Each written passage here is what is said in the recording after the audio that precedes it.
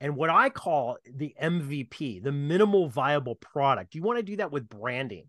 If we had to bust down your business in a sentence, can we do that? Right. And I'm not talking about some slick elevator pitch that no one gets, because Ryan, we all go to these meetups, right?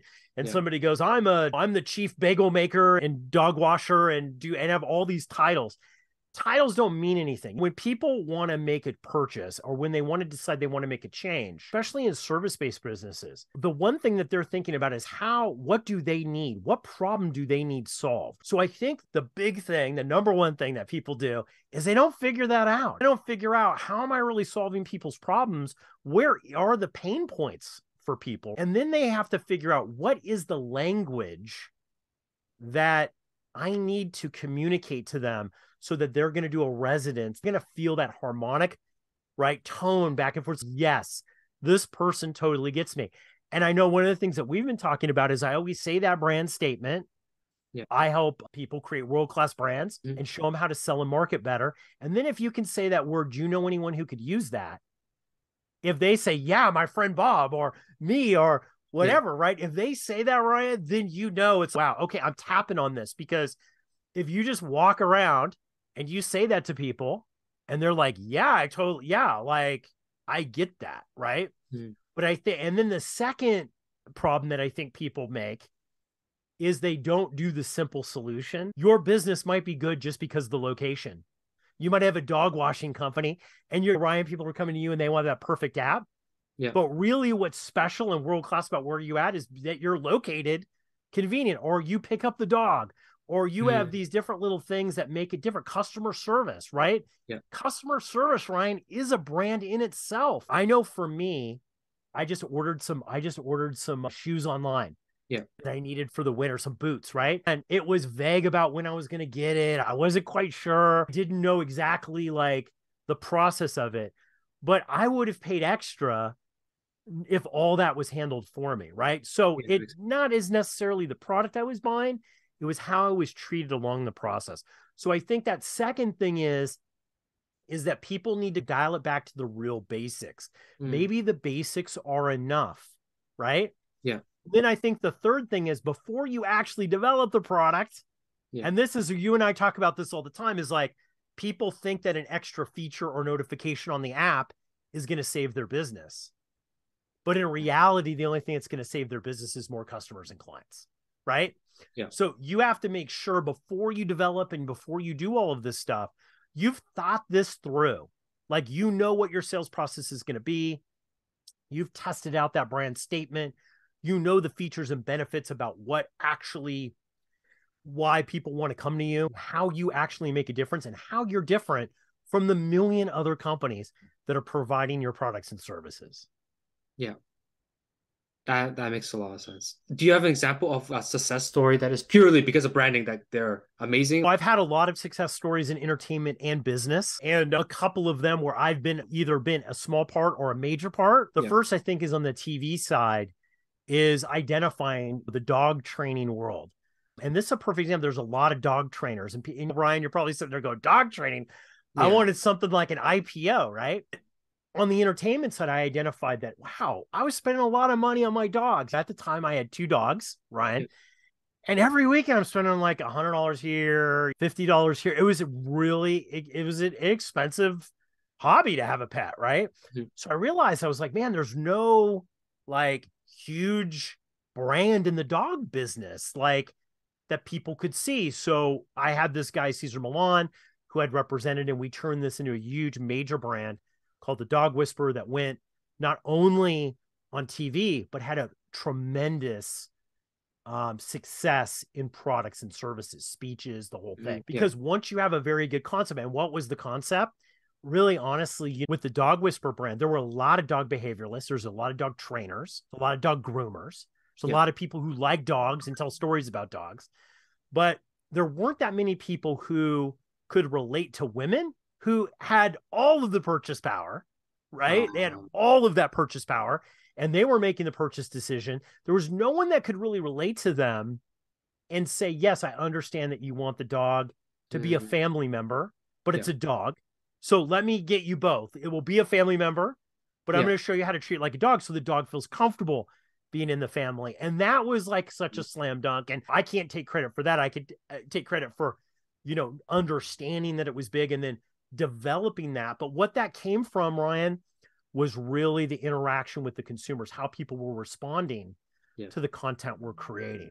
So I think that's one of them. And then another one that I'm working on now, which has been really big for me, is an app that I have called Recovered Life. And I've talked with you about technology and what to do and how to work it, because it's a technology driven platform, but it's really helping people that are recovering from drug and alcohol or codependency. And it's giving them an online support group in a way that hasn't really been done before, with community, that they don't have to leave the comfort of their own home. It has kind of two parts of the businesses. The coaching side of it, helping the coaches, and then it's also the recovery side. So that's been good, watching that growth. And I think, Ryan, when I was getting ready for this today, I was thinking, God, what made the difference between, what do those two have in common? One of the things is we tested out the brand by doing content and actually talking to people that we were servicing. And we did that for not a year, but 2 years before we actually launched our big product, because we really wanted to make sure that we had something that could scale, that was such a strong brand. And I think the lesson of this, if anybody who's listening to this, is that this is something that was built low tech, right? But the concept's so good, the brand's so strong, they trust the brand, because we've just been service, just helping people without asking for anything, that when we launch the tech product, when we've started to launch this, people are buying because they have brand loyalty, right? It's less about the tech. It's much more about the brand. Now, I need the tech. Don't get me wrong. I need the tech. If I don't have somebody like Ryan Wong, I'm hurting, because I'm going to need, that's got to be a on brand experience as well. But I think those are the two kind of examples, totally different businesses, but it all really came down to really identifying what people were looking for in the marketplace. Yeah, that makes a lot of sense. So do you have a story of like where it went horribly wrong? Like where like someone's like completely off brand and because they decide to do a certain branding strategy? Yeah, I have to tell you, it always says the shoemaker, Ryan, never has new shoes. Yeah. I'm the worst at branding myself. Literally, like I'll give you my website. I'll give everybody my website later so they could check out some resources and stuff. It's still always in development. And I'm looking back at brands that I've either owned or I've worked on that just have not made it. And I think I'm splitting it into two camps. It's that maybe people just didn't want the product and service. Maybe it wasn't just special enough, or there was a lot of it out there, or who knew? We guess that's it. But overwhelmingly, Ryan, this is interesting that you asked this question. Overwhelmingly, the brands that don't work are the brands that are too intellectually complicated. It's just too much, because think about your life, right? And if you're listening to this, think about everything that you've done. Even if you've woken up at 6 o'clock, if you're an early riser, everything that you've done the night before, that morning, if you're listening to this in the afternoon, everything you did in that day, this week, people are busy, right?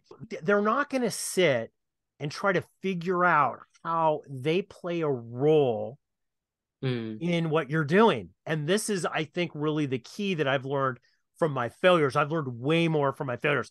And trust me, if anybody's out there and they're like, man, I just went to Ryan and I'm developing my 4th app and I hope that this works, stick with it, because sometimes it's not going to be the first one. You're going to learn.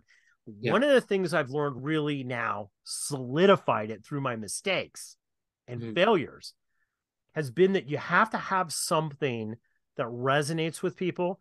You have to have something that is easily understood by people. And that I've also realized that people don't have the time to try to uncode and figure out. You have to be, this whole branding game is a story. And you're playing a role like R2-D2 and Han Solo, and just like Star Wars, right? They're playing a role too. You have to figure out, my biggest failures is not understanding the role that I was playing. Was I playing the hero? Was I playing Han Solo, the support guy? But right? Was I playing the service? It was confusing. It was confusing. So you can't sell confusion. People don't want to buy it. They have enough of that in their life, Ryan. Yeah. They want to buy something that they understand their role and they understand your role in their life. Yeah. That makes a lot of sense. It's always hard on yourself. Yeah. And the thing is, we talk about it all the time. And here's the thing with branding that's different than coding. Yes. That's different than developing a product, maybe overseas. There are very defined steps that you take. Yeah. You're going to do this, and then you're going to position the widget this way. You're going to write this line of code. And there is 100% right and 100% wrong way to do it. Yes. Branding is a lot of shades of gray.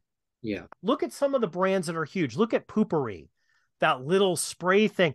That broke every branding rule, right? Like, who would have thought, no, don't do that. That's gross. That's this, it's that. Dollar Shave Club. Look at that. No, that's just way too simple. It's way too.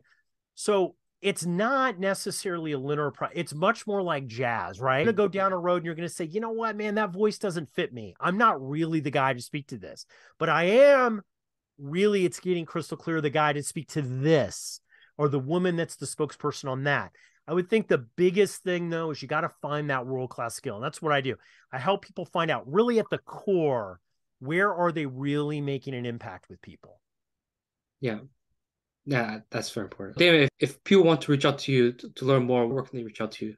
Absolutely. You can go to damonfrank.com, and I've got all of my stuff there. I'm on LinkedIn, Instagram, all that stuff. My businesses are on there. If you're confused, right, you just need a little bit of clarity. I love just jumping on the phone with people and helping them out, giving them a little bit of clarity about the steps that they need to make. But I would definitely say that the best thing that you can do, right, the best thing that you can do is to try to figure out that core world-class thing.